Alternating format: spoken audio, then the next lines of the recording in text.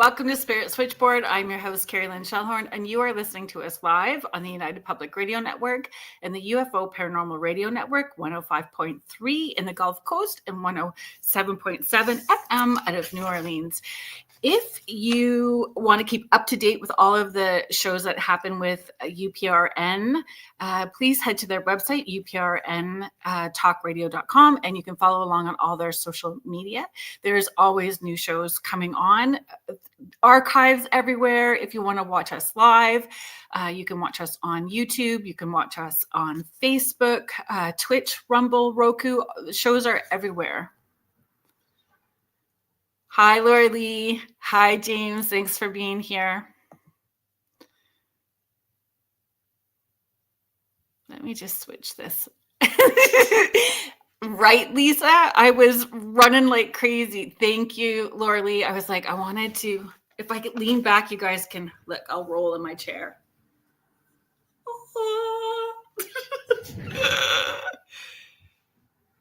Hi, Michelle. Thank you, Howie, for sharing us out.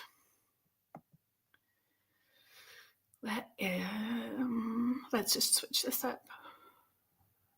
I was so excited about today's show. You know,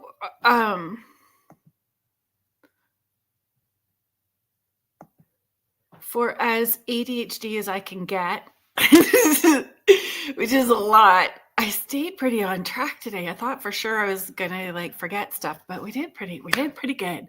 I'm so excited about today. I'm going to, okay. I need to let everybody know that's in the chat. If you guys are going to be participating in the chat today, make sure that you have a pen and paper with you because we are going to do a paranormal trivia game today. Super fun, easy questions. There are going to be 15 of them. And if you play along and send me, the first person that sends me all of the answers when we're done our game at the end of the show, emails me all the answers is going to win something today. So go grab a pen and a piece of paper, get your notes out on your phone, get ready. Hi, Julie. Thanks, Jackie.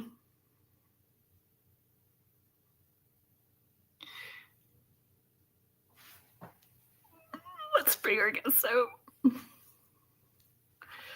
So I had the pleasure of meeting two of these three ladies at the Paracon in Thunder Bay this year.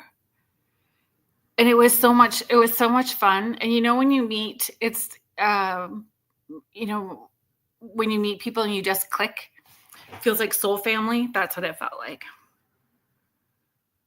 So my guest and co-hosts today are Beyond the Haunting Investigations, Corine, Leanne, and Kelly. They have been together for several years, pursuing a shared interest in the paranormal and supernatural. As a team of sisters and best friends, they have traveled the globe in search of the unknown. In 2022, they were fortunate enough to team up with a Small Army Entertainment and T&E to film their two-part documentary, Haunted Gold Rush, in British Columbia. As they're all from British Columbia, kicking off the project in their own backyard was incredible, humbling, and they won the BC Hospitality and Tourism Innovation Award for the project.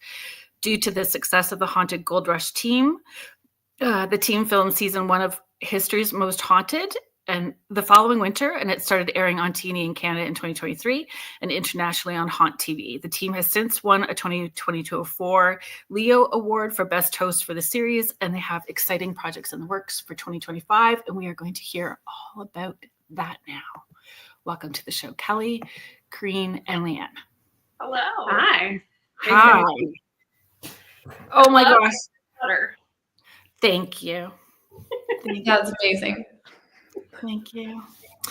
It is Christmassy, right? Very much so. And your tree is great also. So my Christmas tree starts in Halloween. And it has Halloween decorations on it, and then Christmas, and then it has Valentine's Day. I find a holiday and try to keep this tree up as long as possible. Fun.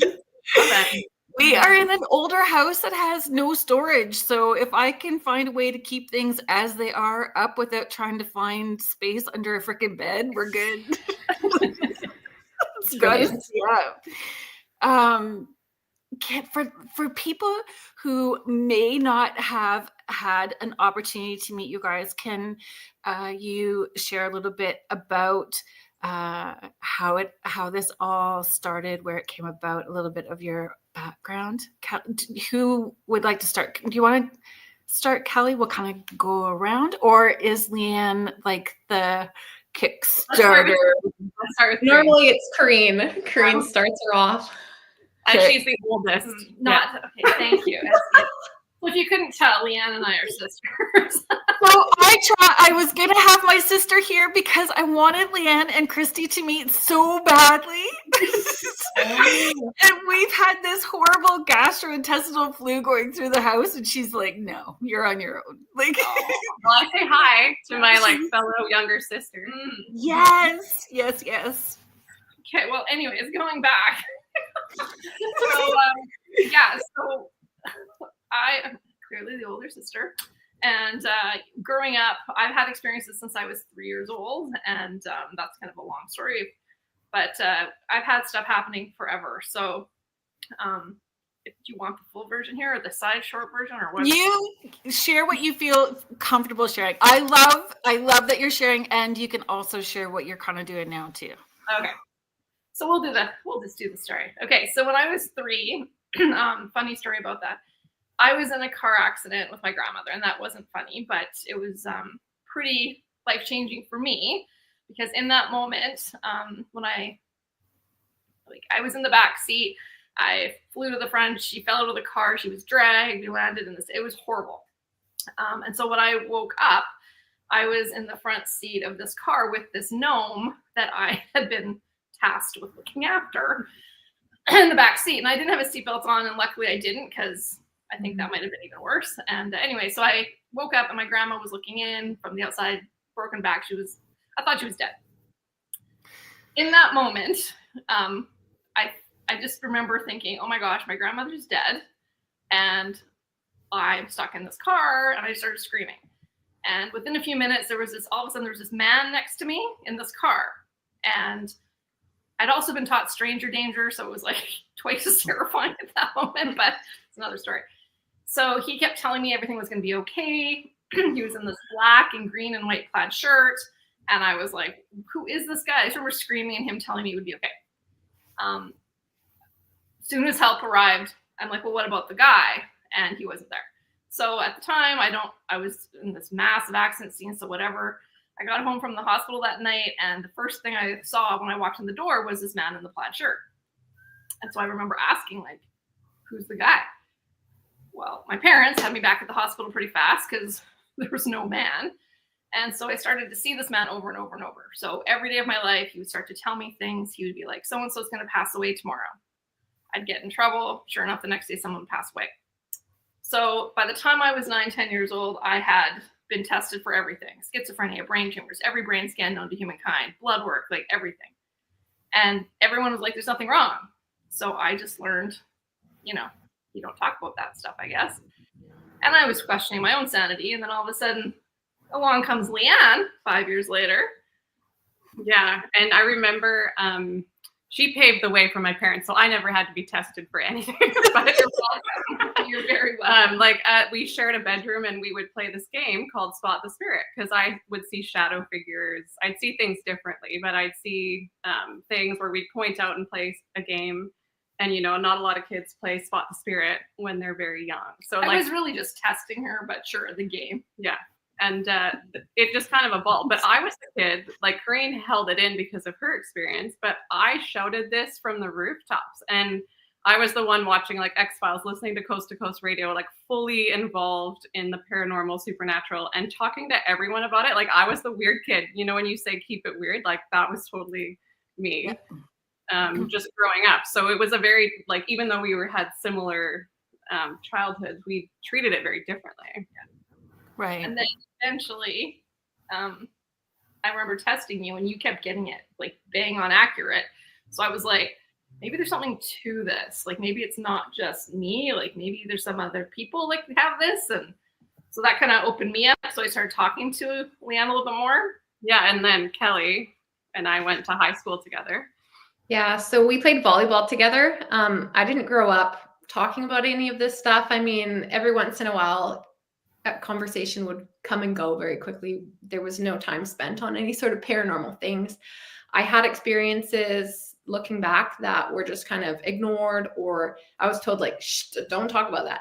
So when I met Leanne in high school and we were playing volleyball, she was really fun. And so I spent more and more time with her and started to spend time at her house. And I saw her and Corine, and I saw their dynamic, and I saw Corine delivering life-changing readings for people, just impromptu. And people are all crying all the time, and she knows things that nobody knows, and it's like a family secret, and the will is in this hole in the basement in this house, and like just like crazy things that I couldn't explain. I couldn't logic it. So it was that exposure, and then they started to take me out to places, and so I got to see them in that environment, doing sort of investigation. So seeing them there and seeing Corine see a person in front of her and explaining it to us, and Leanne seeing things and feeling things, and I'm just sort of watching with my eyes wide open, and it sort of crushed everything that I thought I knew based on what I'd been told. And so seeing it myself, I was like, dang, there's so much more. So then with time, I started to realize that I was feeling things and seeing things in my mind's eye, which I didn't really understand what that was. And they kind of helped me reopen up the things that I had shut off as a child. Because having conversations with them, I would tell them like, oh my gosh, this one time this thing happened. And they're like, do you think that could have been something else? And I'm like, oh, that's okay. So I saw my dead dog, who my parents told me was just going away, stuff like that. So it was like that sort of thing. Mm-hmm. It's a lot when we're little and having those experiences, and then having to, and it is life altering and changing when you receive those messages, even especially dogs, like, or pets, like that's, everybody wants to know if their pets are crossed over as well too. Yeah. And I'm glad that you all were able to find each other and were able to talk about it, right? That was such a big thing for me when I stepped out of the witchy woo closet. It was focusing on supporting families with children who were intuitive and kids. Like it was an online radio show 15, 16 years ago. Oh my gosh, more than that.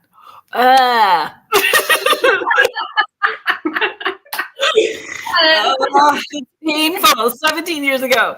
For parenting, parenting children who are intuitive, and I used to run summer camps for kids so that they could all hang out together and have experiences and be able to talk about it, because it was hard growing up, for sure, and keeping it to yourself, right? And the weird is more normal now. I think we're in a world where weird is a little more normal now. So I would like to bring out our 12 days of winter, our 12 days of giving winter. So if you guys follow me on social media, I think this was year 8, doing 12 days of giving. So the first 12 days of December, I do giveaways, discounts, all that kind of fun stuff. Come join me on paranormal investigation, those sorts of things. And Rhonda was the Be My Guest winner. So let's bring out Rhonda. And like, I literally jumped out of my chair, Rhonda, when your name came up. I was like, woohoo! Congrats, yes. So Rhonda, I appreciate it. Yeah. Oh my gosh. So fun. And so Rhonda has actually been a guest on Spirit Switchboard in the past. So if you wanted to watch those archives, she, anywhere that you listen to your podcast, all major podcast platforms, you're going to find all those archives there. Rhonda, would you like to introduce yourself, give a little bit of your background? Yeah. I am a psychic medium. I am part of a paranormal team called Fredericksburg Paranormal Research and Investigations. I am also a podcaster on the Riff Nation Network for the Orion Effect and the Freaking Awesome Paranormal Show. Much like you all, I didn't know about my gifts when I was younger. I figured them out much later. But now things make sense that didn't make sense back then.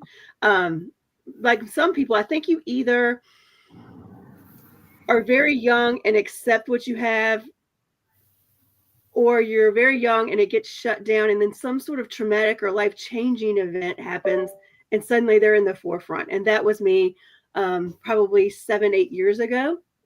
So that's when I started working with mentors and learning, more about my abilities and how to do psychism and mediumship, and tarot cards and things like that. And from there, I'd always been interested in the paranormal. Like, I was never a child that was scared of horror movies or scary things or spooky things, or I was the person that everybody knew would be okay with spending the night in a haunted house. So, some of that now makes way more sense. And yes, as Howie Odell said, back then there was many people who told me I had gifts, but I did not believe them.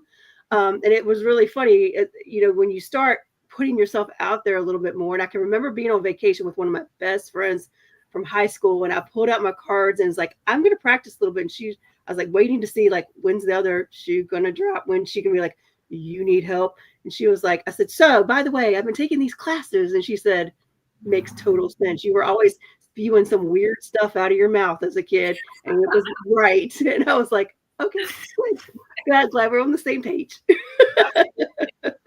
I get it. Yeah, but it's not weird. It's just it's way more. And I think too, with all of the shows that are on TV now too, well, even 20 years ago when it started, more and more becoming normal, right? Or easier to talk about, for sure. I still have moments, and I just taught a 5-week meditation course, and twice during that 5-week meditation course that I was teaching, I said, I don't want to sound like a cult leader. Like, here's the weird parts that we can tap into, because like the weird part is real, even though it sounds fantastical at the same time, right? Like, Yeah. There's still some hesitation. I still have some hesitation 18 years later, right? Oh yeah, I get it. I think the one thing that you both pointed out, like, when I was that kid, there was nothing. There was no, like, the only reference of shows I had was like Scooby-Doo or the Ghostbusters movies. Like, you didn't talk about that stuff. So I think that's why I was quiet, right? And like you're saying today, it's so much more normalized and it's so much more open. And we were talking about it just the other day, because all these people have been reaching out for a long time, and they have, like, as soon as you start telling them what you do, I'm sure you both have the same thing. They start sharing their experiences and want to tell you their story about, well, I had this one time that happened.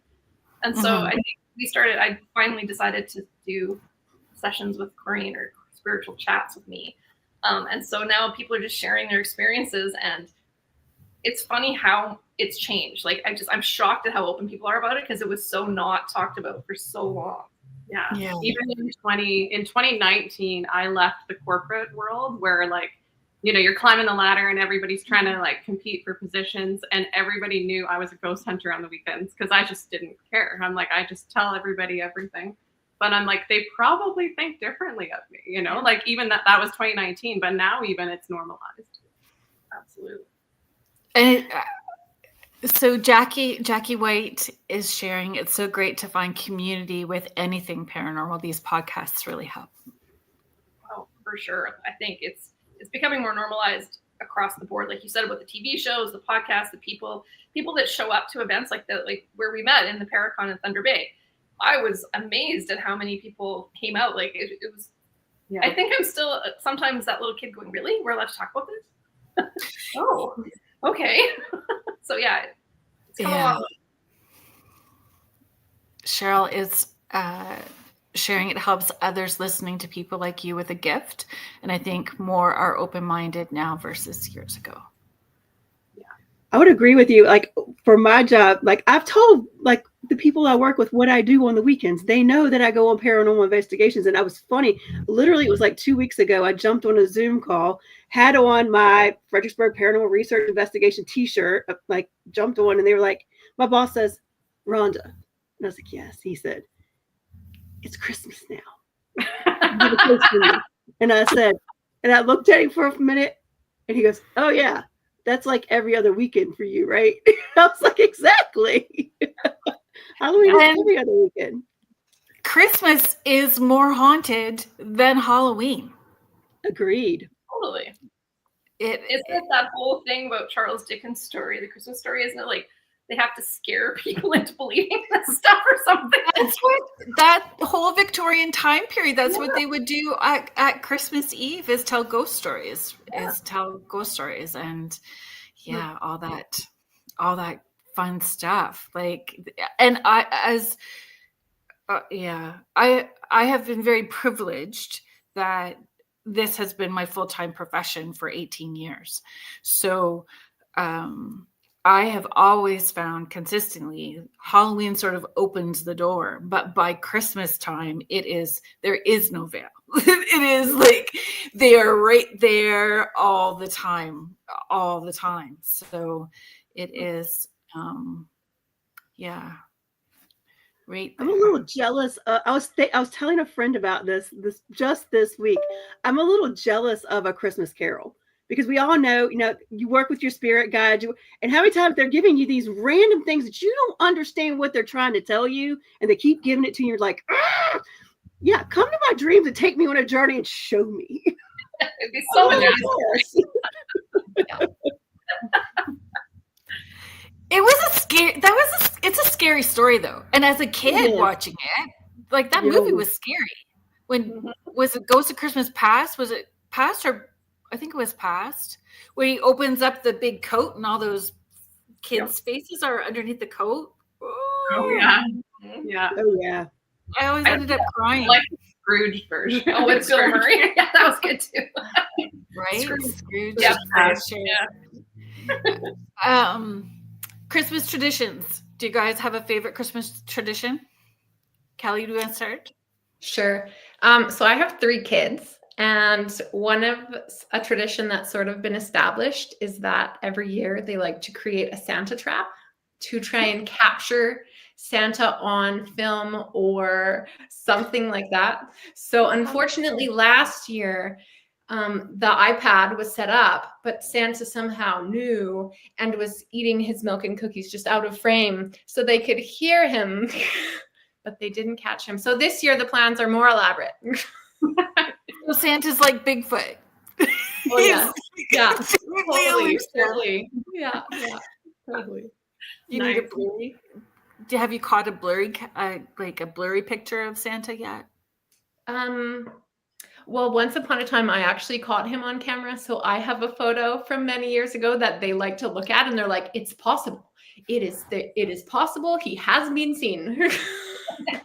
Yes, so like fun. That is how he is just saying Santa foot.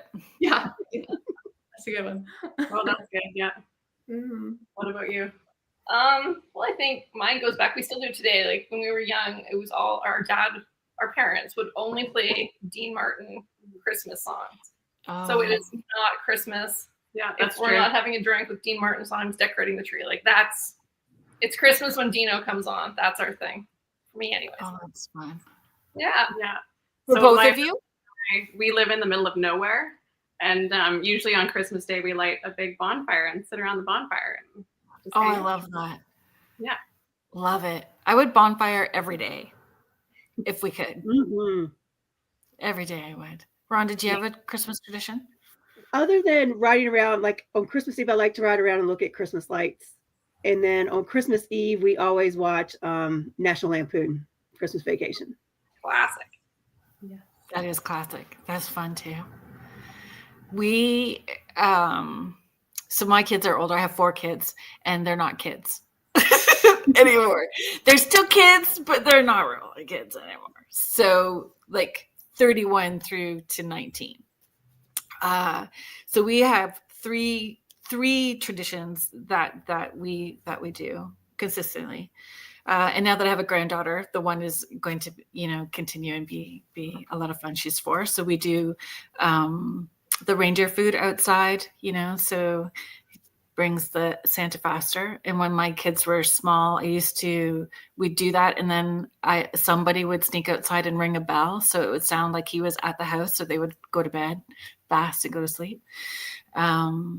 We do a family tree. So our Christmas tree has photographs of all past Christmas trees, or my grandparents' Christmas trees, or like our past Christmas dinner gatherings, like from my grandma's house from when I was little to like the last year. So our tree is called the family Christmas tree. So we also do that. And then when the kids were small, I read them The Lion, the Witch, and the Wardrobe. So it was their first exposure to Turkish Delight.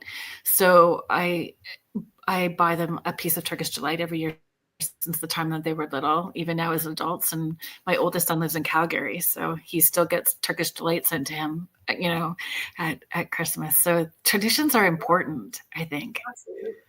Those are great. So cool. Contessa's just asking if we all understand the messages we receive, or can it be confusing? So you kind of tapped into that earlier, didn't you, Rhonda? Yeah. I mean, sometimes they are confusing, because you have to understand we're going by what we understand or what's relevant to us. So it's very easy to misinterpret things or be a little bit confused. Sometimes you've got to like dig a little deeper and ask a couple more questions for them to get to what you're truly looking for. But it's very easy to misinterpret something they're giving you, just because all you have to go on is your life and your knowledge of things. And they usually try to show you something that would be reminiscent to you.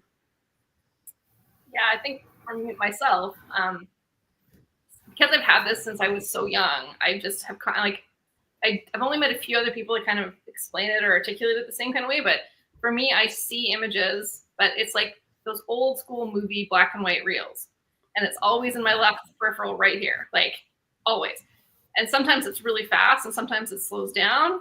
And so again, I've had to learn over the years, like, why am I seeing like a yellow rose versus a red rose? So like, what does those symbols mean? And the interpretation was been the hardest part for myself.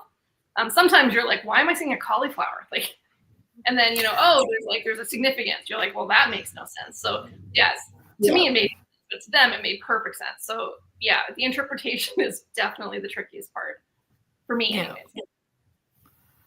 Do you guys pick up? Do you want to chime in on that at all, Leanne or Kelly? I can chime in. I don't see it as Corine sees it. I see things in my mind's eye every once in a while, but I don't spend with the three kids, I don't spend a lot of time decoding what it means. They, however, have more tangible experiences where they see things, and then we call Corine.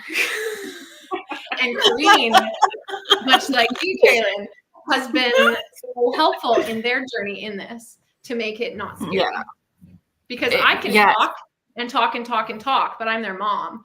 And so when Corine says, I've seen that color mist before, and sort of like talks through, asks some questions, and it goes back and forth, they put the phone down feeling so much better. So for them, it's confusing, and they're sort of learning to decode through or with Corine.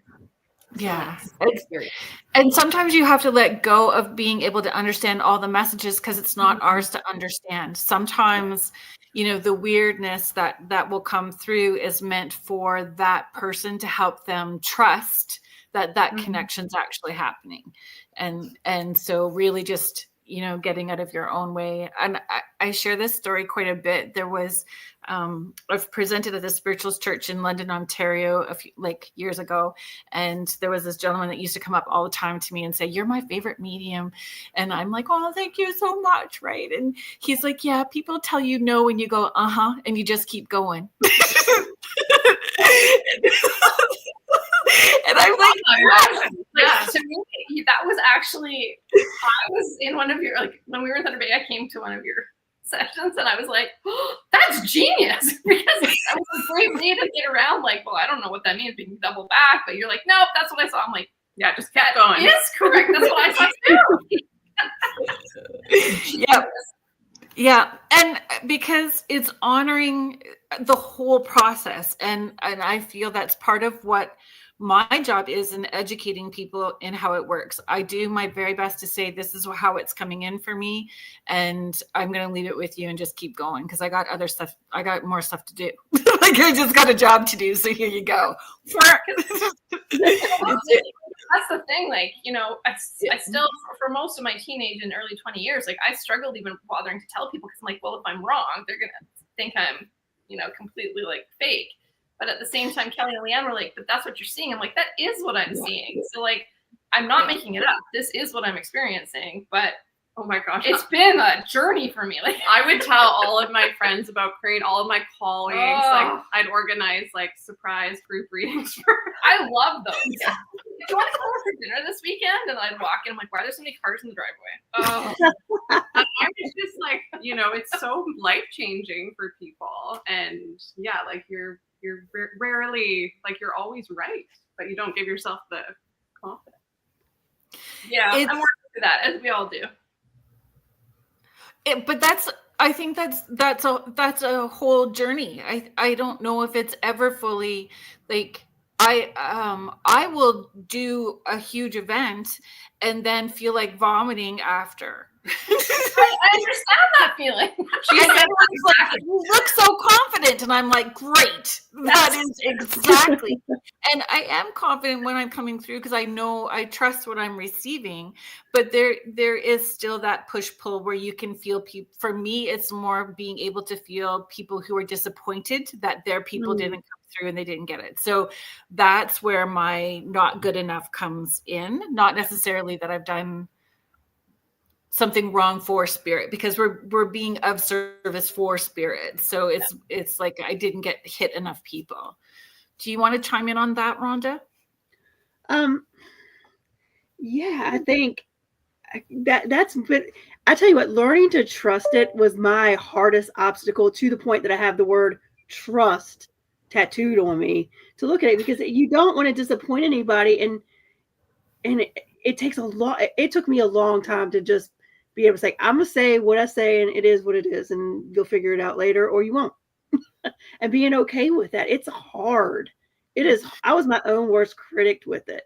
And I think the worst thing is, you know, I have not done gallery style readings yet. It's always been one-on-one, but you know, it's a struggle, because you're like, did I do the right thing? But I feel a lot like you do sometimes, Kerrilynn, depending on what I did. I did a bunch of readings at my friend's metaphysical shop a few months ago, and I was using tarot, but I was still tapping in any way that was coming. I was just using that to shut my mind off, and I was ill afterwards. I just felt sick because, you know, it just, yeah.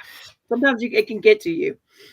So when you guys, so I'm going to come around, Kelly, to you first. When you're doing investigations and you've been out places, so, you know, tapping in, just I'm at home, right, feels one way, or, you know, for a group reading, you're at somebody else's house, that energy is one thing, and you feel a certain way, and then afterwards you feel a certain way. But coming out of investigations, that's a whole other ball game. So what does that feel like for you, and what does it feel like after? So when you're in the moment and then after, how does that feel for you? Sure. So in the moment, oh, sorry. No, I was going to say energetically or physically, emotionally. Sure. Sometimes during, for example, if it's an intense investigation, like San Antonio, for example, in San Antonio, I had a very intense experience. A spirit came through to me, was able to show me a lot of information, and then we believe he crossed. And so it was just a lot going on. And so when that finished, for me, I just work on grounding myself, leaving it all behind. Yeah, just the grounding and making sure that I don't bring anything out with me. I find that by the time I leave the building, that I feel perfectly clear and grounded, I suppose you would say. That's good. How it is for you guys. Yeah. So I can feel grounded, but I get cold. Like, I can tell that I've been pulled up energetically. So the coming down, I get freezing cold. And I'd say Corine. Yeah, I get that. Like, yeah. In any, like Kelly was saying, like San Antonio, that was quite the investigation. We were at the Alamo. If you've seen History's Most Haunted, it's episode 1. But anyways, plug it as much as possible. Yeah. So we were there, and like there was so much cut from that episode, but the investigation that Kelly was referring to, there was so much happening to all of us. And for me, when you go into a place like that, you're trying to, there's two parts of it. Like, I don't know about you guys, but when you're doing an investigation, you're an investigator, but then you're also the medium and you have the psychic abilities coming through and you're trying to make sense of that, plus the equipment, plus, you know, Leanne and Kelly are also intuitive. And so they're going through, and we're all trying to piece together this big paranormal mystery of what's going on. And at the end of it, when we think we've got it, like the activity will just, I don't know about you guys, but it just gets so fast, so intense. And then it's like boom, boom, boom, boom, boom, boom. We see it all, and then it gets quiet. We're like, what just happened? Mm-hmm. Yeah. And in that moment, I feel like I've been like sucked up, and I'm like, oh my God, it's happening, it's happening. And then I come down from that energetic kind of experience, and I am freezing. Like these guys can attest. Like I can't feel my fingers half the time. She's The holding gear's gear, and it's falling. like I'm like, shaking. So have you taken like the Melmeter or like with the temperature, and it's 15 degrees different usually for me. Weird? Like, how is that possible? Like, I don't know. You come around us and it's like everyone's fine, and then Corine's like minus 10 degrees from everybody else. Yes. That's what I say when you watch the movies and they say that there's a ghost, like in order to visually express that, you see that puff of like cold, and it's literally like that. It's ridiculous sometimes. Yeah. Rhonda, do you have? Oh, sorry, Leanne. I'm so glad to hear you guys say that, because usually after most investigations, you know, I'm on like up, like just bouncing off the walls, but I get the cold too. And I thought it was just me. Usually when I come home from investigation, most of the time I'll jump in the shower, like just to energetically clear myself. But there's sometimes you're so tired, you crawl in bed. I'm talking my feet are freezing, my hands are freezing to the point that I've got it. And I don't warm up until I take a hot shower. I am free. I don't care if it's July and it's 100 degrees outside. I'm freezing. And I remember we were on one investigation and it was cold, but at one point when they looked over at me and I had a hoodie, I'd put my hoodie on and I'd pulled it close and all you could see was this part of my face because I was freezing. It's a thing, I swear. Yeah. We were in Newfoundland in February on this tiny little island with strong Atlantic winds, and we were investigating in a field at like 1 a.m. and the winds were just ripping, and we were walking on ice and trying to stay up. And I will know, like in the episode, I think you can see, right? I can't even talk. I think you can see Corine like she can't even like speak, and her hands are shaking, and her glove fingers are in the wrong ones, and like she can't know where to put her hands. It was so cold. Bell Island, January. Like, Bell Island. Oh, it was so good. It was so good. That's a highlight for me. Oh, it's fine. But I'm hungry. So it's a 3-hour thing for me. And I need a couple of bites. And I always tell people like a Baconator makes me happy. So I'll eat that, like a couple of bites of that Baconator. It grounds me so quickly. I just need to like a couple of bites. But then I'm grounded. So I have to get grounded. And then I'm freezing cold. And then about an hour later, I'm kind of back to normal again. It takes about 3 hours for me to feel physically back, like not that I'm not grounded, but coming back down and being good. I know you guys are mentally exhausted at the end of that. Yeah, I tell you, imagine Al Bundy and Homer Simpson mashup. Yes. I want to be Julie on the couch with like no pants or stretchy pants. That's right. It's gonna be comfy. Yes. Got it. Got the image? Yeah. Perfect. I think keeping it real about the mediumship aspect and what it's really like, because there's what you see on, not everything that you see on TV, it gets polished up, and that's not how it all goes. Thank you, Sandra. I will let my children know that you think my giggle is cute to my children so that they will stop haggling me about it. Lisa Crick, our dear friend Lisa. Lisa has also been on the podcast a number of times. She was actually, she popped on last week unexpectedly as a surprise guest, and she was on the week before. Lisa is also very intuitive and a medium. She is asking, do you ever feel like you have to keep pushing to get those people to come through, the ones who didn't have anyone come through? Don't know if I'm making sense. So you mean for the people who were in attendance who didn't have anyone come through? Well, when it's a big event, there's no way to get everybody, to reach everybody. There's no way. I think for myself, they're like, thanks to Leanne and her forced group readings over the years. You're welcome. Yeah. I know I felt guilty many times where one or two people didn't get anybody to come through. But honestly, I wasn't going to fake it or try. Like, it is what it is. Like, if it doesn't come through, it doesn't come through. And so I explained to them, like, I'm sorry, like, I'm just not connecting with that, whatever reason. The energy's not there today. Like, it's who knows why, but it's not happening right now. And that's just the way it's going to have to be. Yeah. And usually, And sometimes get it right. Yeah. The people that are supposed to get it, or spirit thinks needs it, gets it. Yeah. And the ones that didn't are meant to hear the messages. Like, they're still getting what they're needing by hearing what somebody else has received, right? And it's hard because I did this charity event. I don't even remember who it was for, but I just remember all the firefighters were there with their calendars. So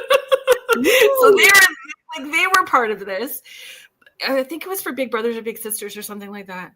But they propped me up at the bar, and there was this huge list of over 50 people, and there were 5-minute readings. It was like speed dating with dead folks. Boom, boom, boom, boom, boom.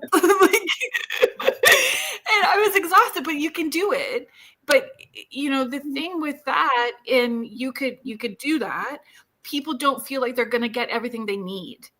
So even if you try to make sure that everybody got something, in order to do that, they're only getting this, like this little tiny bit, and it's not helping us work the way that we can shine. It's not really being of service properly, right? So there's all of that.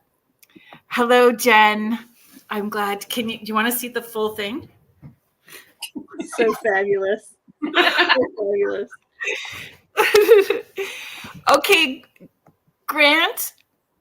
Wait, I'm not going to sing happy birthday to you, but we're all going to say happy birthday to you because it is Grant's birthday today, and it is the big 4-0 for Grant.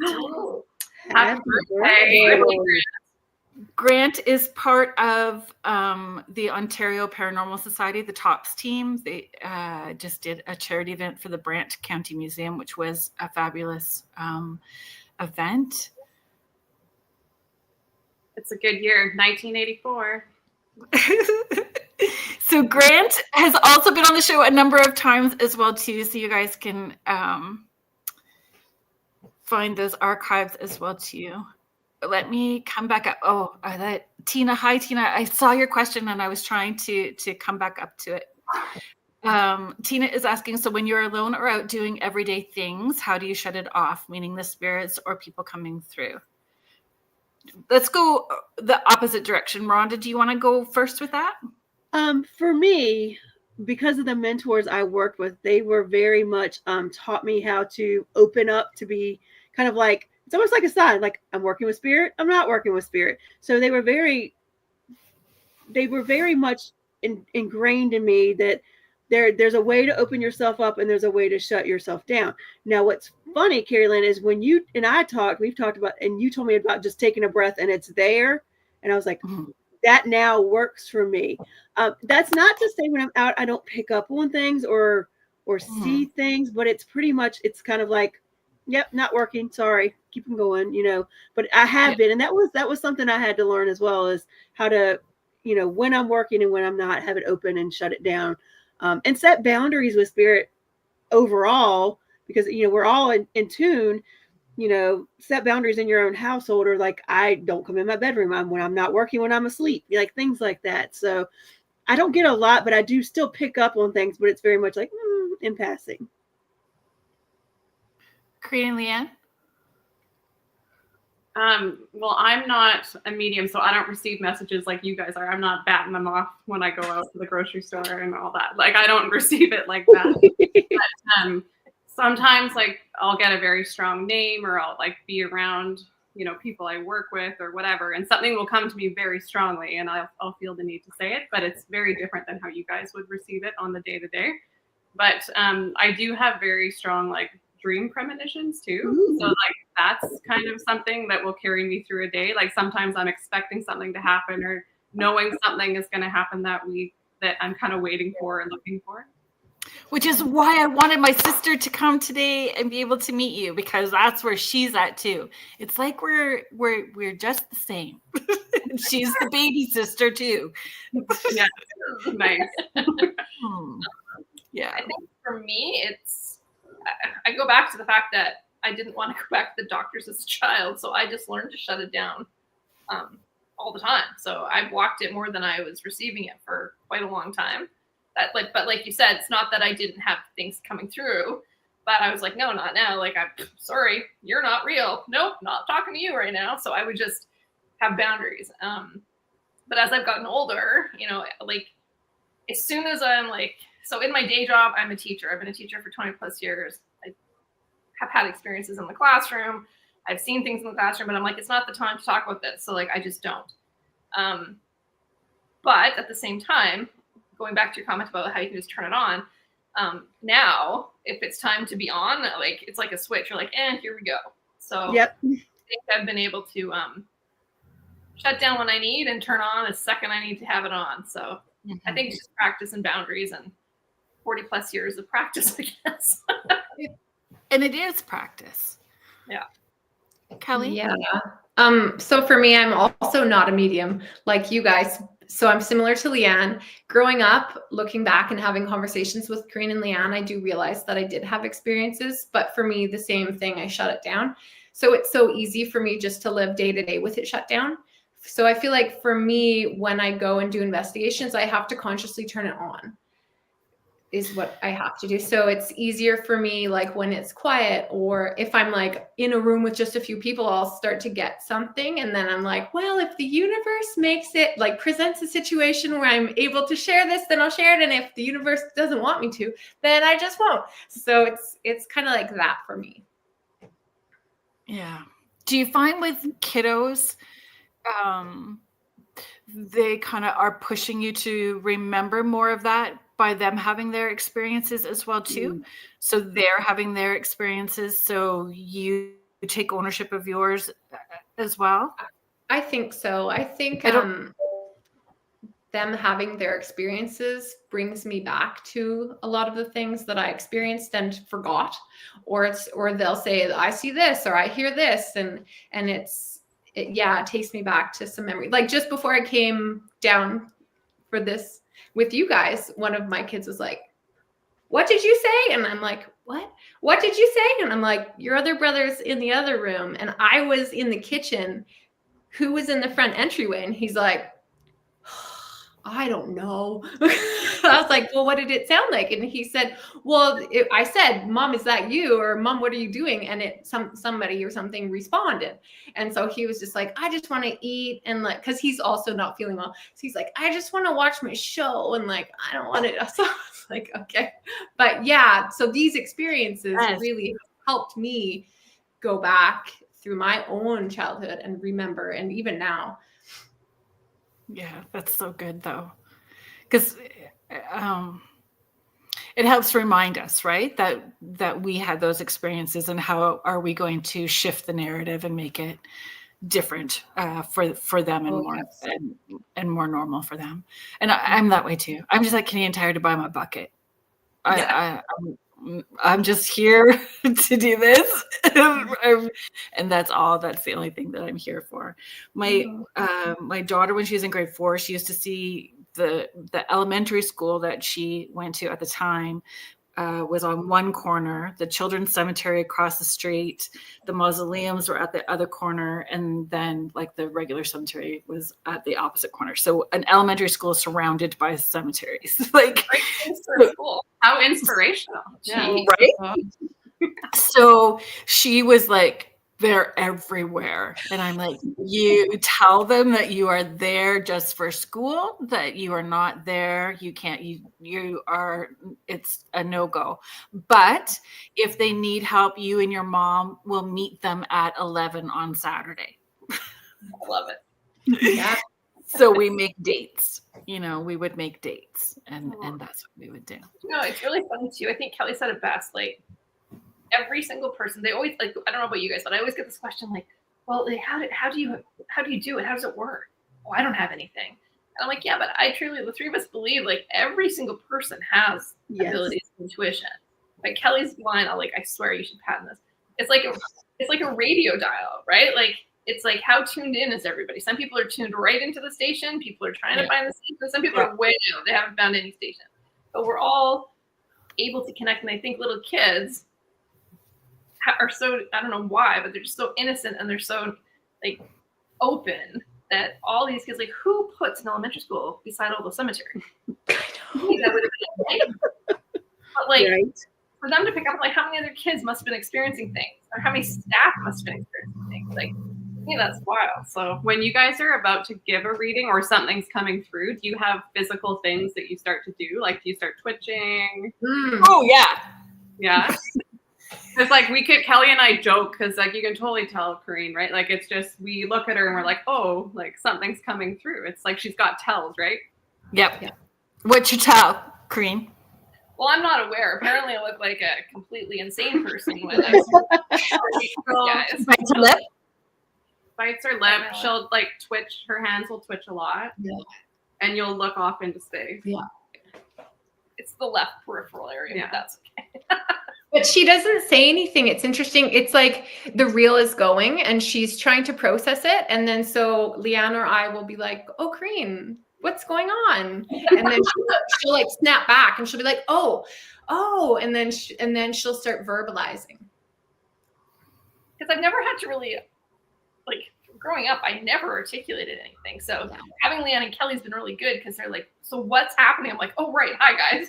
So I have to slow down and explain what's happening, which has actually been really good for me, too. So I appreciate them calling me on that. But I didn't realize I had tell signs, but that's just me. What about you guys? Rhonda, do you? For me, somebody will say, why are you being so quiet? Yeah. Because I'm focused on something else. Or like Howie will sometimes like, what are you getting? Because I can tell you're getting something. What's that look on your face? But I think a lot of times it's just I get quiet because I'm zoned out. Yeah, you're connecting, right? You're trying to figure out what those messages mean. Yeah, absolutely. I do that. It's like, oh, they're there. Here we go.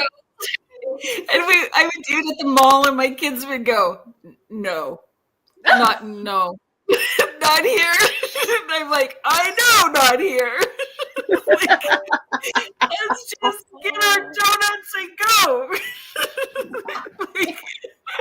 But it's funny that it's a physical thing. Like I've noticed it now because they've been pointing it out for years, but like my fingers get weird and I actually I do that too. Sometimes. Like I'm like, oh wow, how did that happen? Like it's funny because I'm not really. I do the same. I have a scar on my lip from doing it from when I was a kid. Me too. So, wow. Well, yes, soul family. Yeah, it's actually kind of painful sometimes. This stuff, I think these things are grounding us because we're going up so quick, so quick and so high. It's helping us stay grounded at the same time. So like, even if you are starting to feel a little overwhelmed, like if you pinch your fingers together, you instantly drop down from here to here, right? So I think that's what it's doing for us, is grounding us and allowing us to go where we're needing to go. Okay, there's some questions. We're going to do a couple more questions and then make sure that if you are in the chat, actually I'm going to dial all that back. Hello, squirrel. I'm going to dial it all back for a second. I'm going to do the station ID at the top right now, because once we get rolling, I don't want to forget about doing it. So if you are joining us now, thank you for being here. You are listening to us live on the United Public Radio Network and the UFO Paranormal Radio Network on 105.3 in the Gulf Coast and 107.7 FM out of New Orleans. Thank you so much for being here. We have Beyond the Haunting Investigations, Kelly Ireland, Corine, Carrie, and Leanne Salenbach. And we have the 12 Days of Giving winner, Rhonda Harris, of the freaking awesome Paranormal show and the Orion Effect. And the Fredericksburg, it's a Fredericksburg? Fredericksburg Paranormal Research and Investigations. Thank you. Thank you. And it's such a pleasure. I was looking forward to this so much. Oh my gosh. Okay, so a couple of questions, and then anybody that is listening, make sure that you've got a pen and paper because we are going to do our paranormal trivia. I was going to do it at the top, but we're going to do it now. Once we're going to do a couple more questions, and we're going to do our trivia game. Sandra is asking, Sandra's asking, is it possible for you to tell how someone has passed from seeing them in spirit? We're going to have a quick sideways for a second. Jen Schneider, I am so glad that you are my funny friend. Yes, I am very proud that I do not have my shirt on backwards because yesterday I had my shirt on inside out while I did session, and then realized that it was inside out. So I fixed it and put it back on, and then did the rest of the sessions with my shirt backwards. Oh. Whatever. Be weird. That's great. Oh my god. I was in a zone. And spirit doesn't really care, and my dogs don't care. So we just roll with it. Oh my god. Sandra, is it possible for you to tell how someone has passed from seeing them in spirit? Kelly, would you feel them? Like, do you see them or you feel them, or both? Okay, so for me, so like in San Antonio, for example, we were in this closet and I could feel, so I was sort of open to communicate, and I could feel things in the closet, and Corine was seeing things. And so oftentimes I kind of like let her take the lead, and I just kind of like back up. So I was starting to feel nauseous, and I was like, you know what, I'm going to leave this space and go. So they continued, and I went out, and whoever this person was came with me. And so continued to try and I guess communicate. So I went outside, and then that's when it really clicked. And I started to see images of this person, this man. And for me, it's like sort of like a knowing at times. So I'll just kind of know little things. And then I can see, so I saw him laying in a ditch. So I saw how he died. And so this was at the Alamo. So he was like in this like trench sort of a thing. And that's where he lay. And so it's kind of like that. So I suppose for me, if I do get those picture images, then I could tell you how somebody died. But a lot of the time it's just communicating feelings and emotions and body sensations and things like that. So I will say to them, this is what I'm feeling, this is what I'm seeing, and then we kind of bounce off each other. And it's so helpful for me because I'm nowhere near where you guys are.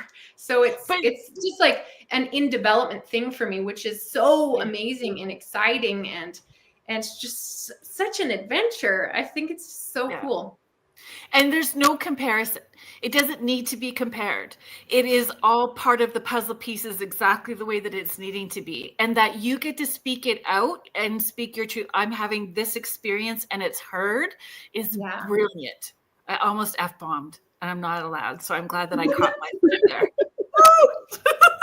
Yeah, Leanne texted me. She's like, no swearing. Not on here. The salty words fly a little bit more, for sure. And Corine and Leanne have watched me work in person, so they know that. It's a totally different thing. Rhonda, do you pick up on how people have passed? Do they? Well, I was going to say to that, it really depends on the medium and how they work, because we all work differently, all have different clairs that fall into it. I totally believe. So for me, it's always been feeling or just knowing or hearing. 3 or 4 months ago when we were in Salem, Massachusetts and walking through the memorial, all of a sudden I started getting the visuals. I started getting the pictures. And so I saw how people passed away. So I think it's all in how everybody connects. So, and I also know, Kelly, to your point, I wouldn't say you're, like a fledgling or anything like that, because it progresses. Some people have it all at once. Some people start with one thing and sometimes it changes. Maybe something you relied on before, like I always hear, then all of a sudden you see.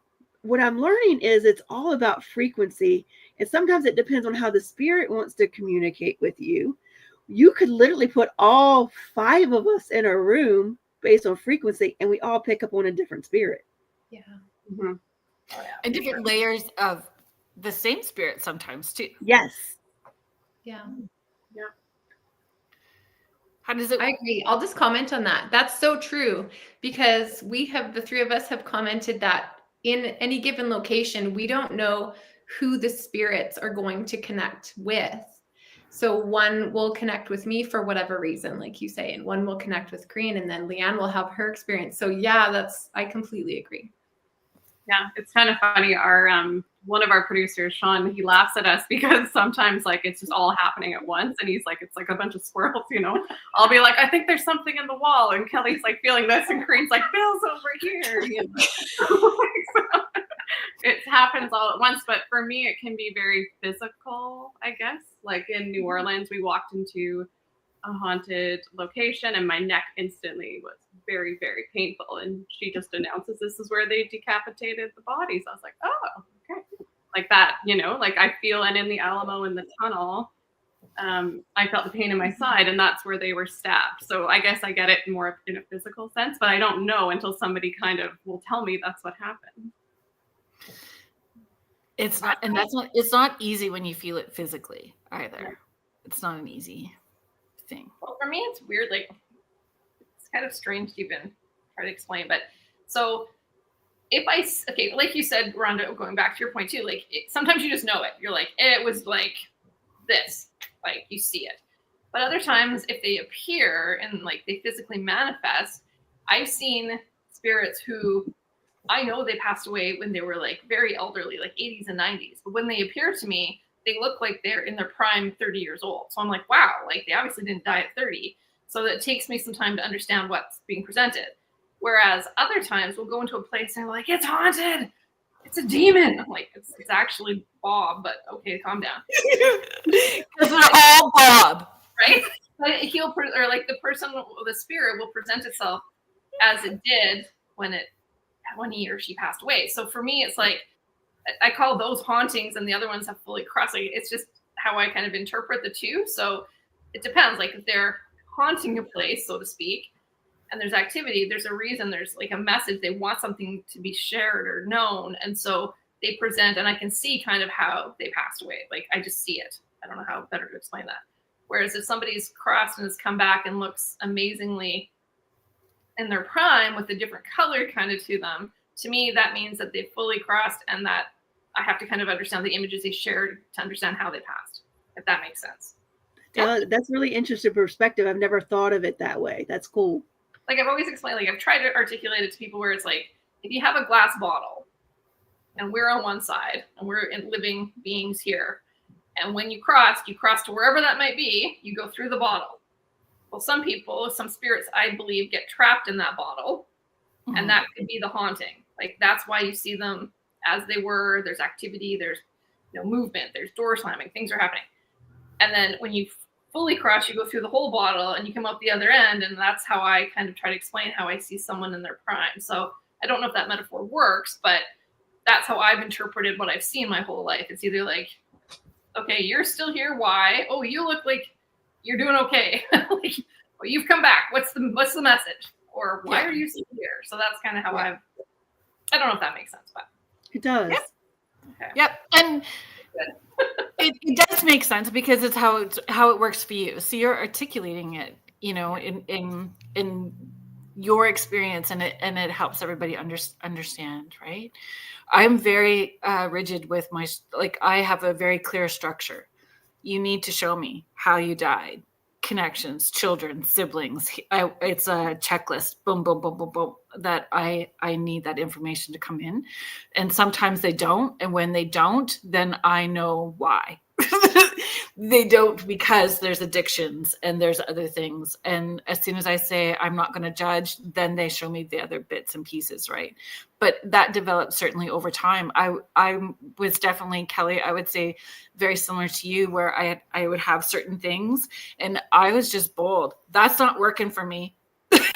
I need you to show me that. I need you to do more, because this isn't feeling so good. Yeah. Pony up. I used to say pony up all the time. Pony up, show me. Pony up. Don't waste my time. Let's get it going. Come on, let's go. Grant, you are very welcome. I hope that you are having a great day. I realize I appreciate all of these comments, and I'm going to come back around. I'm going to do my very best to come back around. We're going to do this really quickly. We're going to play this paranormal trivia game. So if you guys are wanting to play in the chat, or those people who are listening, I'm going to give the answers at the very end of the show before we finish. And the first person that emails me all of the correct answers, I am going to, and you need to be patient too, because Canada Post just stopped their strike. So it's going to take a while to mail anything out. But I'm going to, not this one because this one's mine, but I'm going to send you the Keep It Weird travel mug. And it's me under the sheet, just so y'all know. Love it. So good. Yeah. So it's got a handle and everything. It's awesome. Hot, cold, doesn't matter. Get your little travel mug. Leslie, does pony up mean be honest? Pony up means show me your stuff. Show me the structure. Show me the evidential pieces of information that I'm needing, so that we can keep moving. All right. Okay. They're fun. It's just fun and silly. Grab your pen. Grab your papers, ladies. Okay. I'm using my Hey. phone. All righty. Who was Snoopy? Question number 1. Who was Snoopy's foe in the song Christmas Bells? A, do you remember? Do you remember this song? Christmas Bells? So your choices are A, the Red Baron, B, Black Adam, C, Hugo Strange, D, Red Skull. Who was Snoopy's foe in the Christmas song, Christmas Bells? Thanks for watching us while you're Christmas shopping. Don't put your answers. I'm glad that you know it, but don't put the answer in the chat. Where's the chat? Yes. Question number 2. What is another name used for Bigfoot? A, Giant Man, B, Sasquatch, C, Neanderthal, D, Ramapithecus.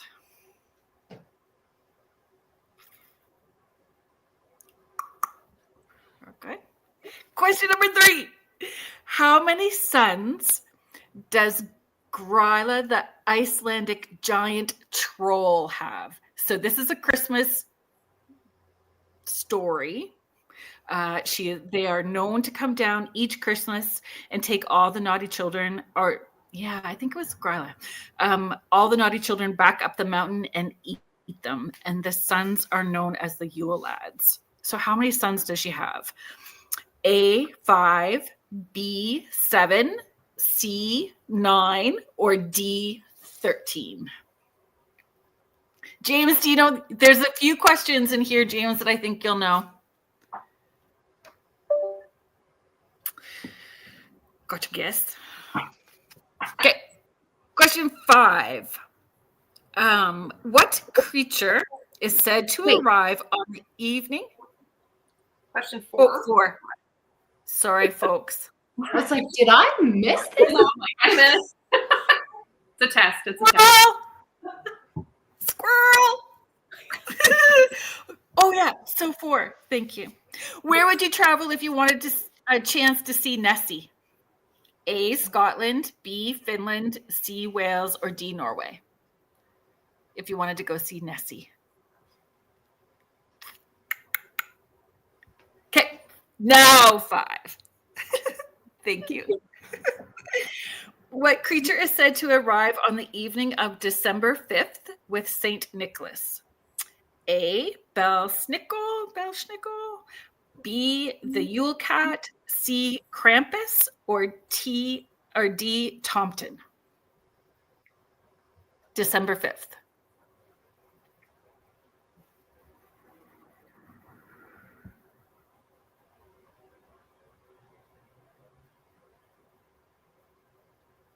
These are all the creepy Christmas. Christmas is creepy. So, question number 6. Mary Lou. Are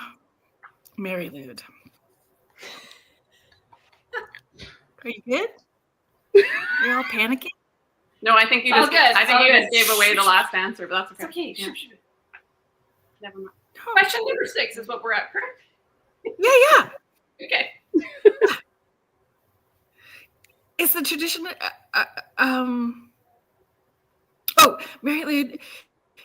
The skeleton of what animal that goes door to door between Christmas Day and the 12th night?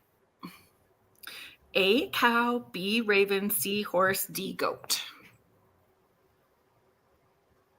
Mary Lou. Do you know this?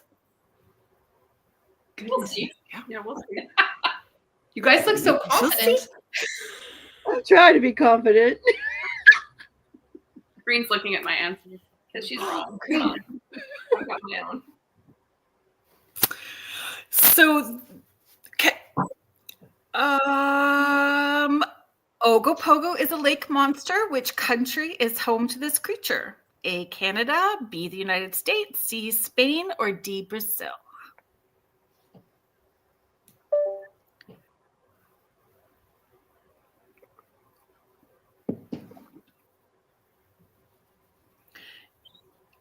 Question 8. In France, Saint Nicholas has an assistant, Père Foutard, who was A. Cannibal butcher, B. Former duke, C. A blacksmith, or D. A farmer. And if anybody wants to know, all of these stories are also in Jeff Belanger's Krampus book.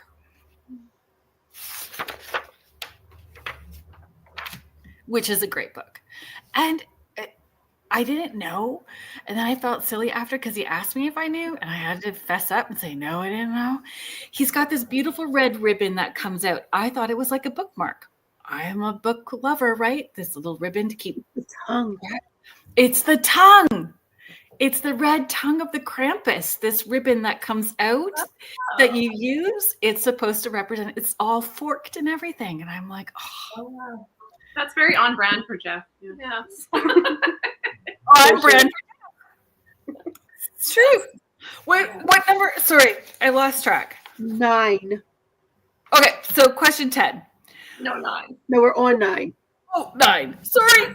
What is traditionally hidden inside Christmas pudding? A coin, B, a button, C, a thimble, or D, a charm?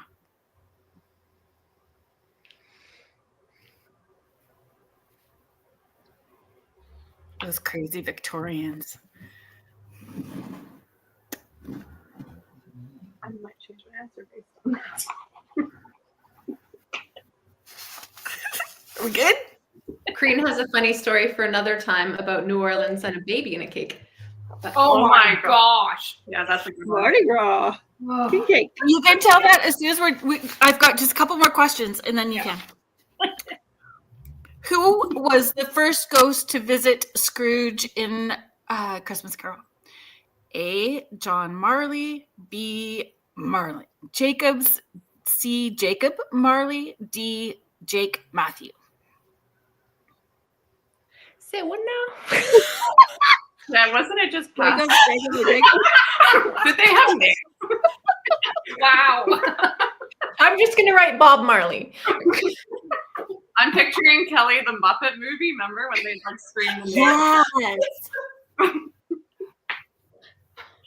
Wow. What do they say when you take tests? If you don't know the answer, go with B or C. Yeah. Oh, can I write B? Thank you, Rhonda. go with B too. It's probably wrong. Okay, James, who also goes by the Wiz. So it's believed, right? The veil is thinner at Christmas time than it is over Halloween. So in Norway, they believed that witches and evil spirits would descend upon the homes at Christmas on Christmas Eve and create destruction. So what item would the Norwegians hide to prevent the witches and evil spirits from traveling faster? A, a soup pot, B, a rolling pin, C, a broom, or D, a kettle?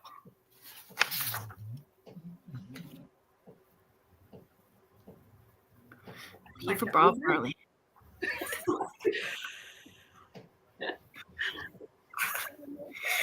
So in Icelandic folklore, why would the Yule cat come down from the mountains to devour people? A, because it's hungry. B, for bad behavior. C, the joyful noises irritated the Yule cat. Or D, the people devoured had not received new clothing that Christmas Eve. One I know for sure.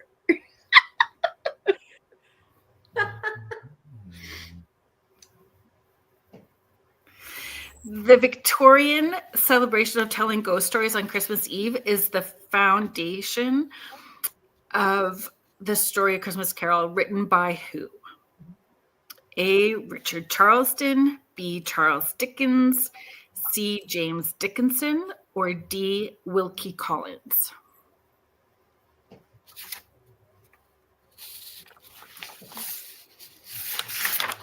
Okay, those are all our questions.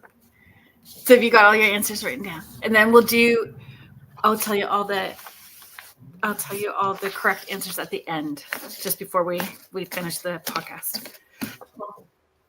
Well, I know I got one right. I got one. I felt bad I didn't know the Peanuts one. Snoopy. That's the one I'm like, why do I not know this? That was fun. I like that quiz. Yeah, that was great. Do you want to tell your Okay. baby and the cake story? Yes. While we were filming for History's Most Haunted, we were in New Orleans, and it happened to be my birthday, and it was also we were looking for cake, and I was really hungry one night, and they had these delicious looking cinnamon buns called the king cake, and I was like ravenous. Like, we'd been filming all day. I was like so hungry, so I was like, yeah, I'll take one to go. So I think you bought one. Everybody bought one. Like, everybody bought one of these cakes. So I go back to my room, and I'm so excited. I have like this tea or coffee, and I'm gonna have this cake. And I took this massive bite because I was so hungry, like massive bite. And I just bit down, and I still to this day have an issue with my tooth. And I bit into something hard, and I was like, whoa. So like I spat this out, like, what the hell is in my cake? And there's this tiny baby doll, plastic toy. And I start dry heaving because I'm like, what child was allowed to be in a bakery? Like, this is disgusting. All I could picture was like little toddler hands on this toy in my cake, and I'm losing it. My tooth is horrible. I'm like, oh my God. I'm texting everybody. I'm like, did you guys get any weird toys in your cake? They're like, no. I'm like, oh my God. I'm going to have to sue the restaurant. I'm going to have to be tested for disease. Like, I was like, So she takes a photo of this thing, like the cake. And all I could think of when I see this photo is like, is that how big you take a bite out of I'm like, nope, there's a baby doll, Leanne. Like, the bite was like half the bun. So we go flying back downstairs, and I'm like, there's a baby doll on this cake. And they're like, congratulations. I'm like, what? Yes, you're the winner. I didn't know that. I was like, You are the. It's good luck, right? but I didn't know Yes. what to say. I went down hot, like ready to like, what's wrong with your bakers? This is embarrassing. I'm gonna break it. They're like, you win the king cake. I'm like, So she got another cake as a consolation. but yeah. So now that's just forever in my memory as the baby doll. Broke my Leanne, teeth. Corine, you texted us, and I think it was Leanne. Was it? Somebody dropped their dirty baby doll in my cake, and she just like was I like, was using it. Now I know. So then for her birthday, Kelly and I booked an Uber to like Walmart and bought these huge plastic baby dolls and just put them everywhere. oh. Yeah. I unfortunately still have some of those. I love it. That's also like that was part of the Victorian time too, like for the unmarried folks, right? Like if they got, it would dictate their future if they Yes. found something in their piece of cake. Well, it made much more sense afterwards, but there should have been a warning. Like, We learned a lot. we had an incident. I swallowed that. Just assumed that you knew. Corine, do you still have the baby? I still have that baby doll, let me tell you. Nice. You wouldn't let me get rid of it. Well, you never know. I can't control you. Does it look like those little frozen Charlotte? Do you know what those look like? Those little frozen No. Charlotte They're dolls? little plastic naked babies. Yeah, little Do you have plastic. it? Little cutesy dolls? Huh? Yeah, it literally was a little plastic naked baby. I was horrified. She was cry heaving. What is in my cake? It was so good. It was so good. Yeah, that was a moment. Yeah. Most memorable interaction with spirit, most memorable investigation experience during investigation. Kelly? For me, it was, there's been a lot with investigating, but for me, it was when I looked back to my childhood, it was the first experience where I saw spirit clear as day. So I was 3. It was the day that my parents told me my dog was going away. Smokey's just going away. And so I remember going to bed and being confused, but okay, he's going away. Went to sleep. And then in the middle of the night, I just remember sitting up in my bed, looking in the doorway, and my dog was standing in the doorway. And I remember feeling like, oh yes, like he's here still. I feel okay. It felt so peaceful and joyous. I went back to sleep, and the next day I went straight to my parents and I was like, where is he? Where's Smokey? And they're like, oh no, he's gone. And that was kind of all the conversation that was had. So it was very confusing to me. So then fast forward many, many years, I brought it up with the ladies just randomly, and they're like, oh, you understand what that is now, right? And so I hadn't, it's like with the kids, when they have experiences, it brings me back and it's like, oh God, like, yeah, I know exactly what that is now. But it was such a nice feeling when he did come back, because we were super tight. He was like my source of love and all of that. So it was really special when he showed up. So to have that eventually be explained for me, it was really nice. So that was the first major, huge experience that I had. And I love that it wasn't like a lot of times, everybody wants like the spookiest story. And sometimes that's not the most impactful experience that you've had with spirit, is the spooky stuff, right? Mm-hmm. Like it may be, but Yeah. I love that it was that experience for you. And that you get to share that with your children. Like that. Yeah. It is powerful too. Leanne? For me, I always go back to this one. And Rhonda, you were just in Salem, so you can relate to this one maybe. But we arrived and we walked the memorial, and all these feelings start coming to you. And everybody's talking about Bridget Bishop. You know, she was the first one killed. There's a lot of history with her there. And we were investigating where she had her orchard. I think it's now the Seafood Turner House. And so that was our last investigation, I believe. But the whole time, you know, we're trying to connect with Bridget Bishop. And I'm like, is this really going to happen? You know, like, what are the chances of this? And then we're at the Seafood Turner House, and Kelly and I are crawling in like some attic space. And Corine's down, and all of a sudden, like, everybody starts feeling something. And our gear starts saying Bishop. And it was just like, are we seriously having this conversation right now? And then the whole message was about truth and telling her story and getting history right, you know, like how she wasn't a witch and how like she was just a powerful woman with a voice and a story to tell. But it was like, it stuck with me. Like the whole beginning to end of Salem was powerful, but the whole connecting with Bridget and just like somehow saying that out loud and telling her story like reverberated somewhere. Wow, hey? Yeah. Wow. Like there were messages there where it was like news about me wrong. Yeah, like it was so clear. It was wild. Yeah, it was intense. Do you think the collective of everybody there helps amp it up? I do. Like, yeah. I think having all of us in the space, like, it's funny because we'll walk into, I really have to give props to our producers and our tour production team because they're like, so you're just gonna go, like, yeah. They're like, so something's gonna happen, right? We're like, just give us a few minutes. So like when we do go in, it's like they have a lot of trust in us because when we walk in, we'll be walking around and then all of a sudden, like, something might not happen for like an hour, or it could just be like, and go. And like, we're just picking it up. So we've joked since we were quite young that we act as battery packs for each other. And when we're around each other, all of our energy and all of our abilities and intuition are heightened. Because once we're in a room together, it's just like, whoa, what's going on? So Yeah. I completely agree that, when you're with like-minded people and the energy is a certain way, absolutely, it heightens it. Do you have an experience you want to share? Most impactful experience? The most impactful of Spooky my if whole you life. want it to be? Yeah, it was the man in the plaid shirt, which, spoiler alert, I did find out who he was. Did you? I did, yeah. So when I was in the car accident, I saw that man and I saw him every day moving forward. I was 15, almost 16, and my grandma, who was in the accident with me, survived, and she ended up moving in with us. And I was helping her clean up something out of her closet, and I'd gone on her step stool, and a box of these photos had fallen on the floor. I'm like, So I started picking them up, and then I found one, and I just started shaking. I'm like, it's the guy in the plaid shirt. I'm like, who is this? So I looked at my grandma, and I was like, I could barely say any words. I'm like, who is this? And she's like, oh, and she sits on her bed. She goes, well, that's your grandfather. I'm like, what? And I was like, I'm sorry, story? What the heck? And long story short, he had passed away when our dad was only like 9 or 10.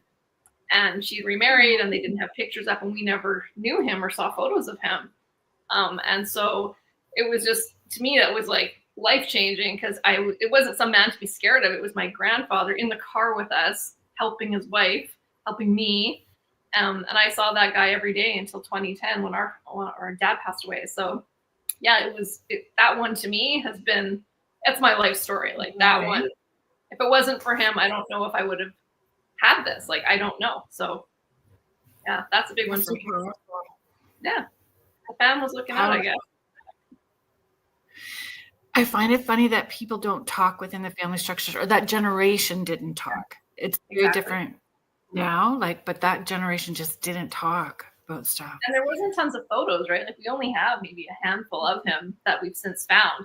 And now that we know, it's like, holy cow, like every shirt he's in a plaid shirt. I'm like, wow, that's impressive. Like, that's all he apparently wore. But yeah. This is why if somebody says no to you, you just go, and you just keep going. Yeah, really. I like right? that. Yeah. Just keep going. Rhonda? Well, we've had some couple of really good experiences with EVPs, but I'm just going to say, for Paranormal Invest, I think the thing we have to keep in mind is it's supposed to be fun. Like, we love this.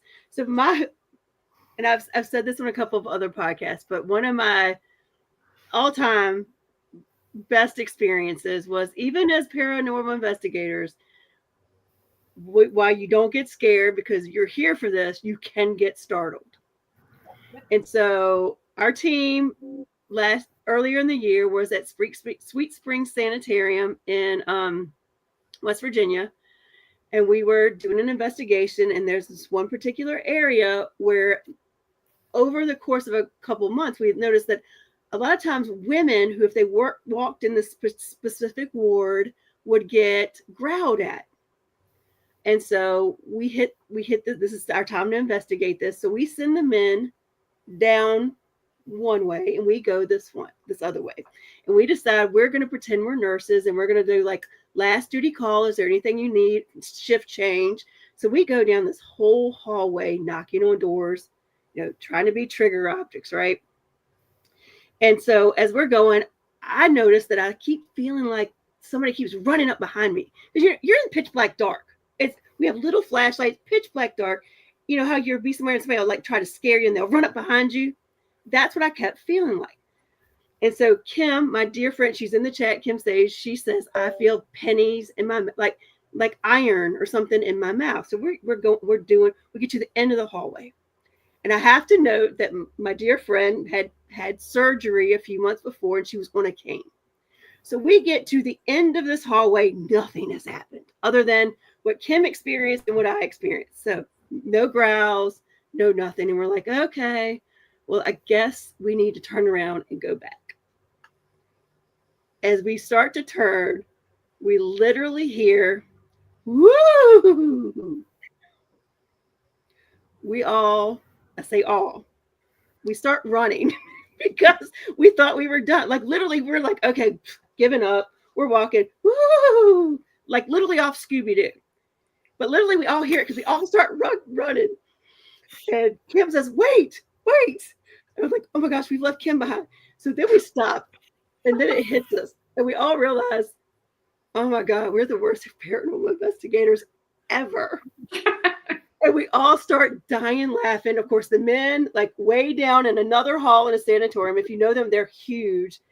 They see all they hear is us running and then chaotic laughter that we did this. And it was just so funny because it was the first time do you get scared? No, but I've been startled. Where it just sent me, all of us running. And it's the funny, there's even our team leader, he made a sticker that's called, it says FPRI Sweet Springs Sanatorium Track Team. With little images of all of us. That's good. I like that. Oh my gosh. That's awesome. That is funny. Okay, let's take a peek through here. I'm a runner as well. I guess she is. That's my reaction. And it didn't sound like what you would expect to hear. That's when I realized whoever this is, he means no harm. He's just messing with us. He is literally just messing with us.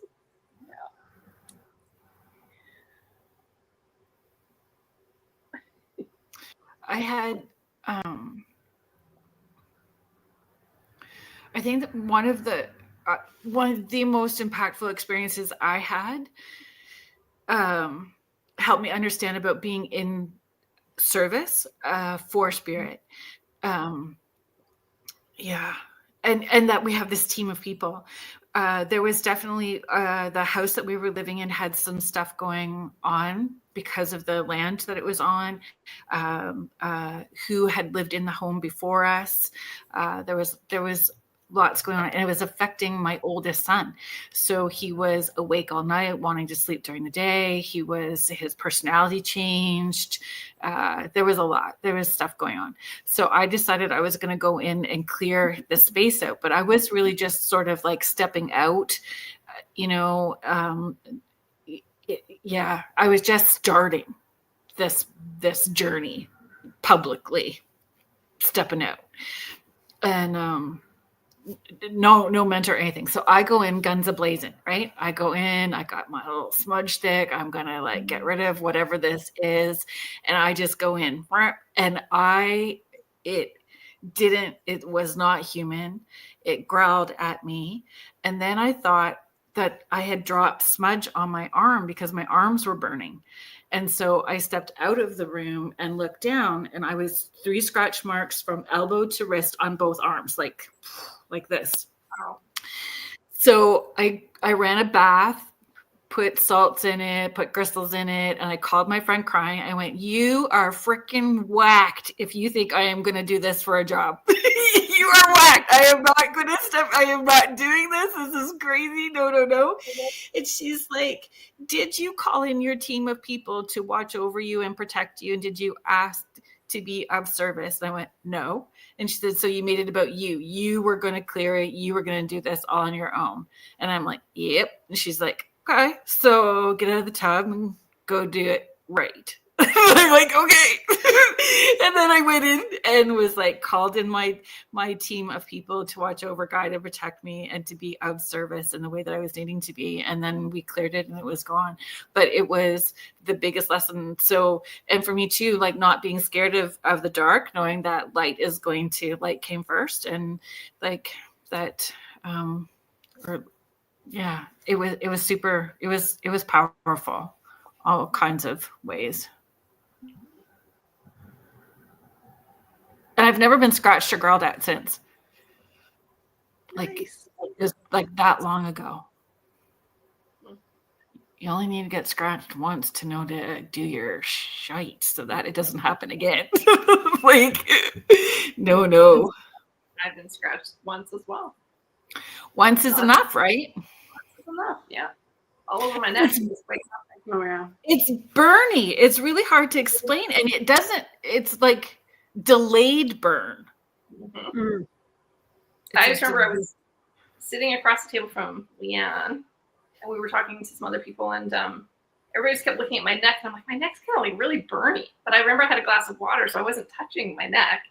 And then it just kept getting worse, and then Leanne's eyeballs get bigger. I'm like, what? And sure enough, yeah, it was like these like claw marks, 3 on each side, kind of going like, Oh, yeah, very weird. Yeah, it was like they didn't want you telling that story or saying whatever she was saying. I Got rid of it, but like, yeah, same thing. Once and done. Yeah. And knowing how to deal with it again. Sandra, I just want to bring this up so that you are aware that we saw this. So coming back, she was asking us the question about being able to tell how somebody has passed, like in doing a session. So she's just saying, thank you. I was wondering because it is a personal thing for me. Someone very close to me died and I never got to say goodbye. So thank you for allowing us to tap into all of that. For you. I'm very sorry that you didn't have that closure before your loved one passed. And a shout out to Sandra because I know she's a fellow BCer. Yeah. Is she? Yeah. Kerrilynn, you probably met her at Paracon in Thunder Bay because I think you were there. I think she was there. Was she at the She was just a bakery? guest. Yeah.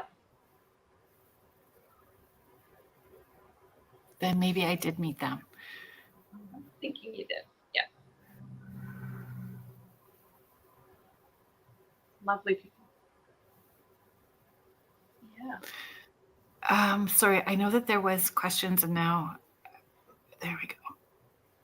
Oh, Laura Lee is also showing that she's been scratched and burnt as well. Her partner was thrown 15 feet across the kitchen in her old house.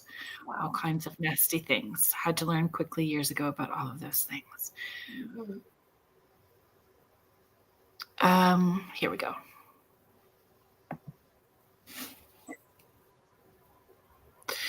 Linda Nelson is just asking, maybe you answered this already. I may have asked before, I can't remember, but if you are alone and this comes into you, but you don't know who it is for, do you just sit on it or how do you handle it?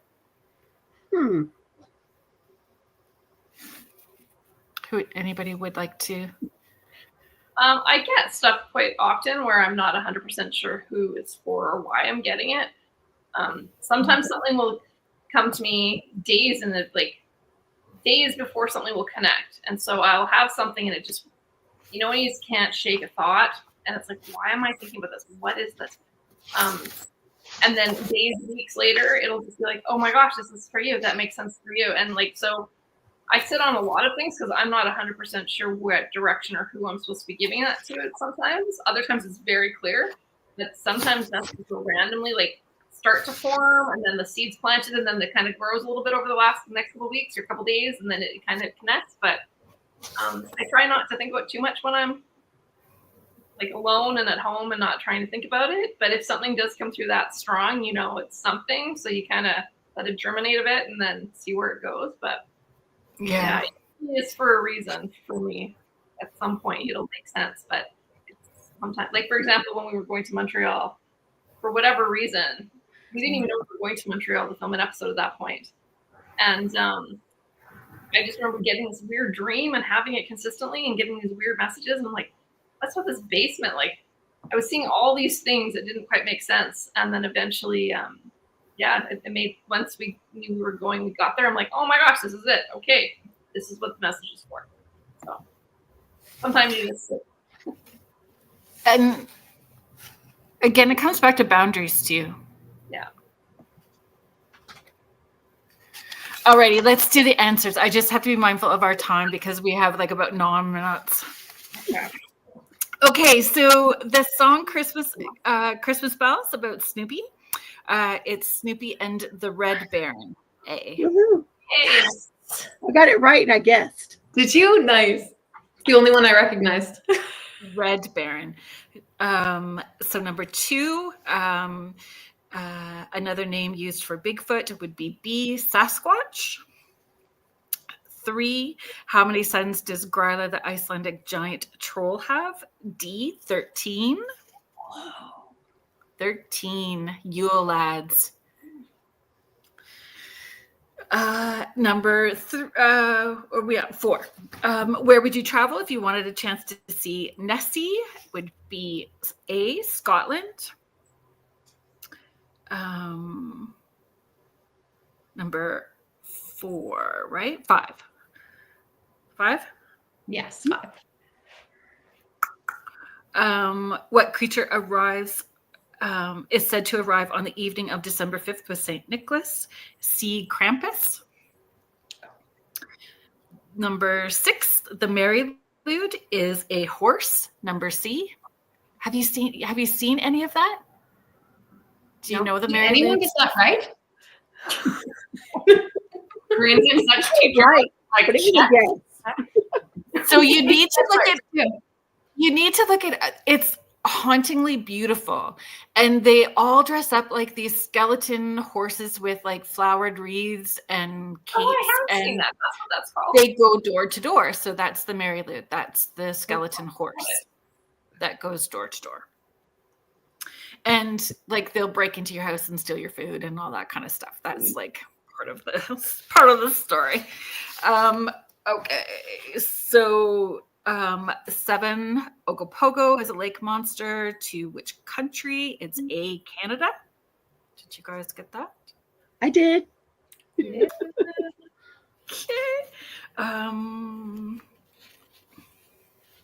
8, right?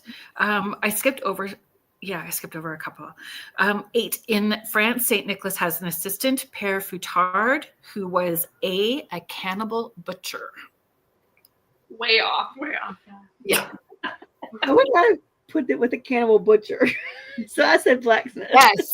Me So too. when I had Jeff on the show last year and we were talking about the Krampus book, he talked about he shared all about the cannibal butcher. Oh my gosh. All about the cannibal butcher. Okay.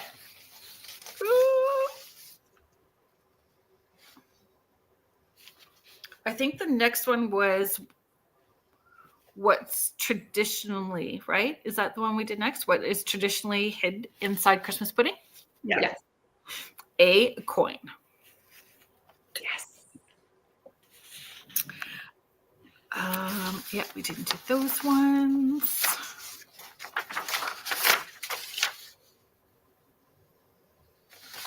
Okay. In Norway, witches and evil spirits descend upon the homes. What would they hide to prevent the witches and evil spirits from traveling faster? It is C, broom. I think you might have missed 10.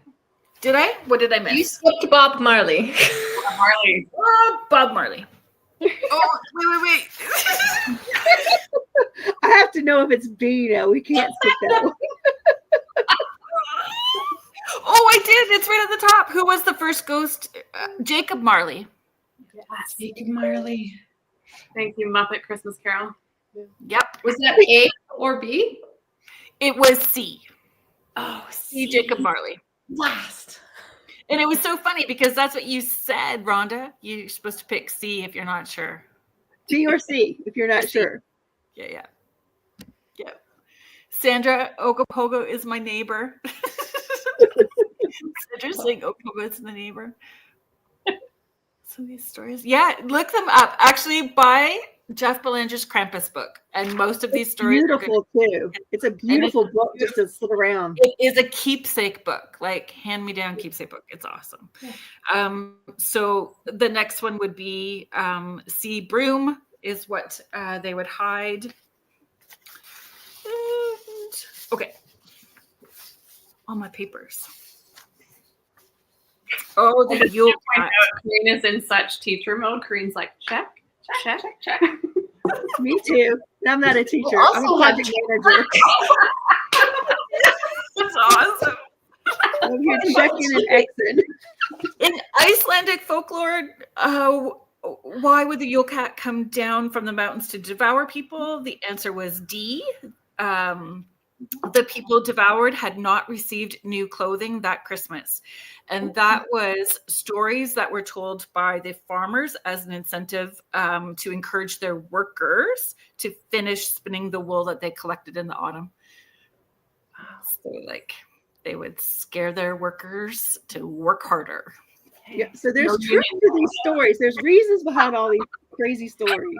Well, all of them too, right? Is to get your children to behave. And part of it too, like in dark at nighttime, it was scary outside and bad things could happen as well too. Animals, cold, all of that stuff. So stay inside, don't go out at night. Like there is all those reasons. But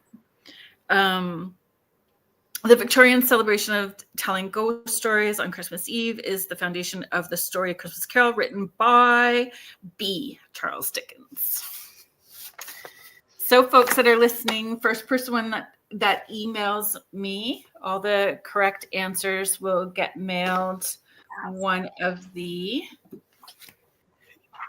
lava mugs, the Keep It Weird. That was awesome. Thank you guys for being here. Thank fun. you everybody that was in the chat and hanging out with us and sharing. I know I didn't get to all the questions, but I appreciate that you guys were here and supporting everyone. Really quickly, we've got like 2 minutes. So Kelly, Corine, and Leanne, where can people find you? What's coming up next? I know that you guys have some exciting things to share. Yeah, so right now you can find History's Most Haunted on T&E in Canada. And you can also find it in Australia, New Zealand, the UK, and the US on Haunt TV. You can follow us on social media at Beyond the Haunting. We're on Instagram and Facebook, or beyondthehaunting.ca is our website.